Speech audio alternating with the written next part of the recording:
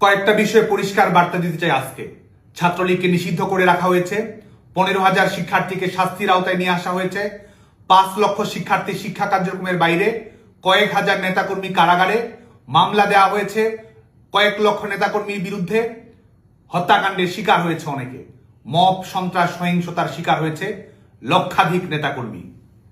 যেভাবেই হোক না কেন নতুন একটা সরকার ক্ষমতায় বসেছে, ক্ষমতায় আরো কিছুদিন থাকতে চান, থাকুন, কিন্তু রাজনীতিকে রাজনৈতিকভাবে মোকাবেলা করুন।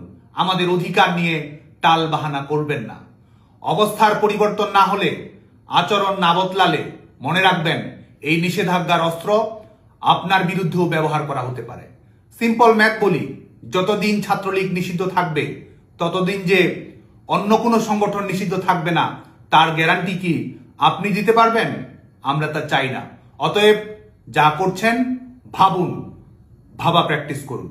2008 থেকে 2024 ছাত্রদল নিয়মিত কর্মসূচি দিয়েছে, কার্যক্রম পালন করেছে, সংবাদ সম্মেলন করেছে, সভা সমাবেশ মিটিং মিছিল করেছে।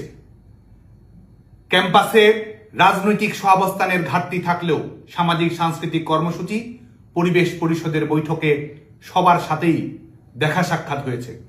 রাজনৈতিক সংকট থাকলেও শীর্ষ পর্যায়ের নেতা থেকে সকল পর্যায়ের কর্মী পর্যন্তই নির্বিঘ্নে একাডেমিক জীবন কাটিয়েছে।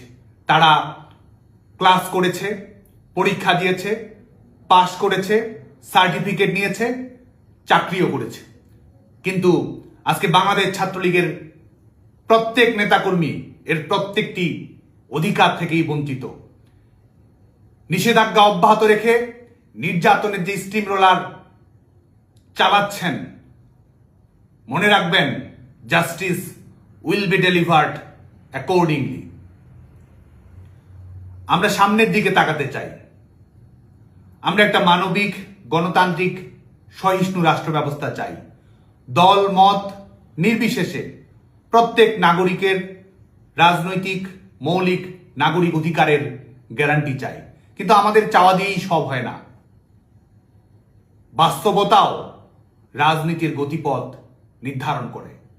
বল এখন বিএনপি সরকারের কোর্টে।